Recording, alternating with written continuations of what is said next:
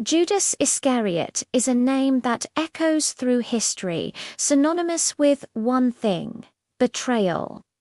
We remember him for a single act, a kiss in a dark garden that turned a teacher into a prisoner. But what if the story we think we know is only half the truth?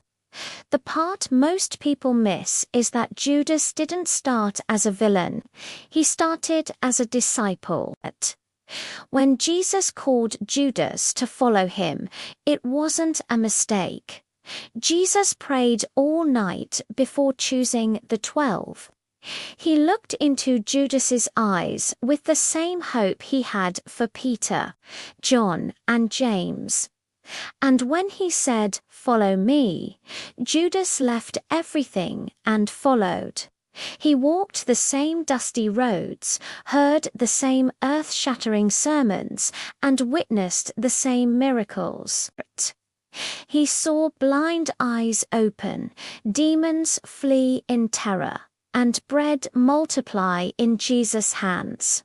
For a time, Judas believed. He wasn't an outsider pretending to belong. He was an insider who slowly, tragically, began to drift away. In fact, Judas was so trusted that the other disciples made him their treasurer. He was in charge of the money bag. Think about that. No one suspected him.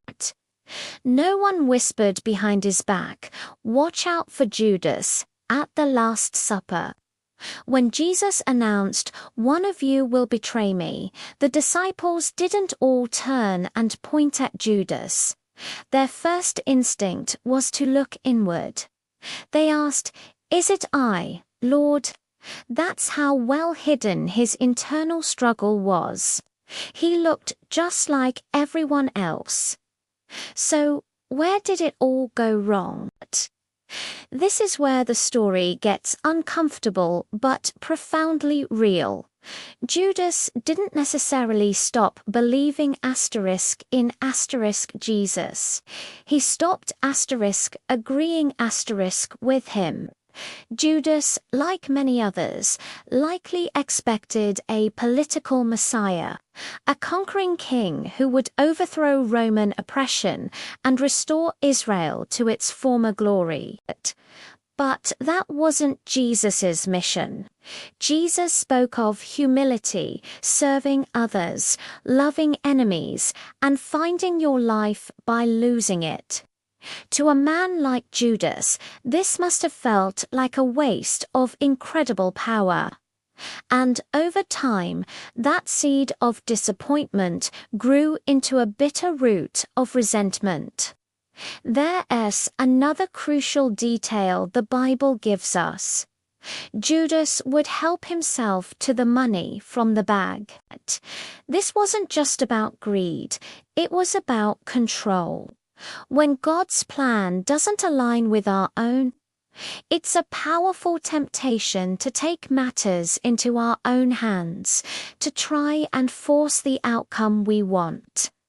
Judas didn't wake up one morning and decide to betray his friend. His betrayal was the final destination of a long journey of small compromises, a series of tiny steps away from the heart of Jesus that eventually hardened his own. Each small theft wasn't just stealing money, it was stealing a piece of his own soul.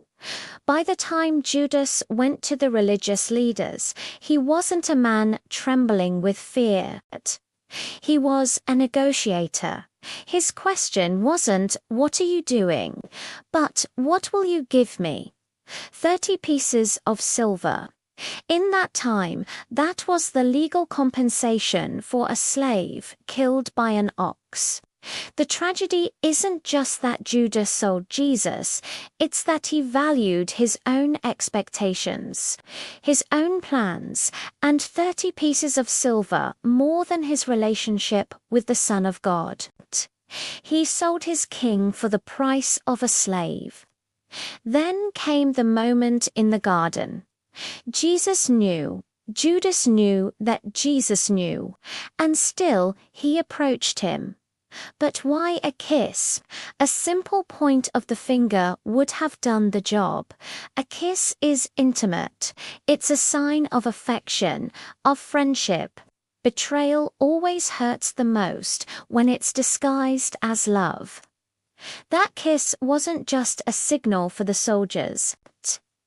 It was the final, devastating fracture of a soul that had once walked in the light. It was the moment Judas sealed his own choice with an act of profound hypocrisy. But the story doesn't end there, and this is the part we absolutely cannot skip. After Jesus was condemned, the Bible says Judas was seized with remorse. He was overwhelmed with sorrow.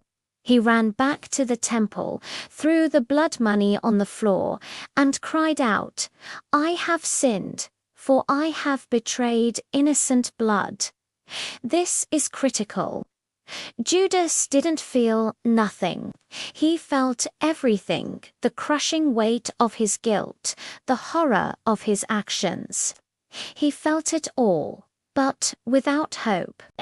And right here lies the fundamental difference between Judas and Peter. Both men betrayed Jesus on that fateful night. Peter denied Jesus 3 times. Judas sold him for cash. Both failed spectacularly. But the difference wasn't in the sin. It was in the response. Peter, after weeping bitterly, eventually ran back to Jesus, accepting the grace that was offered to him. Judas ran away. He believed his sin was too great, that he was beyond forgiveness. That single tragic belief destroyed him.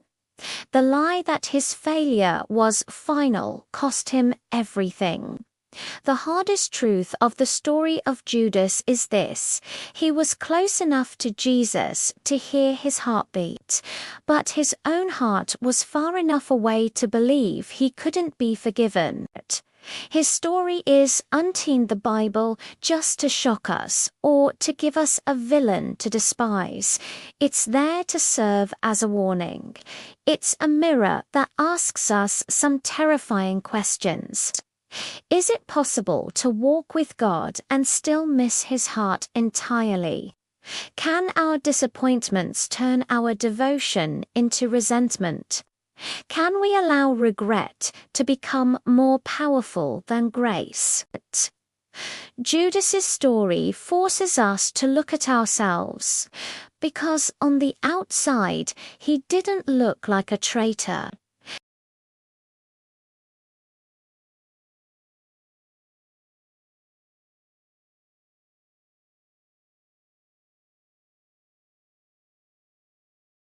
It reminds us that following Jesus isn't a one-time decision, but a daily choice to stay close to his heart. Thanks for watching it. If this story made you think, consider subscribing for more content that goes deeper. We'll see you in the next one.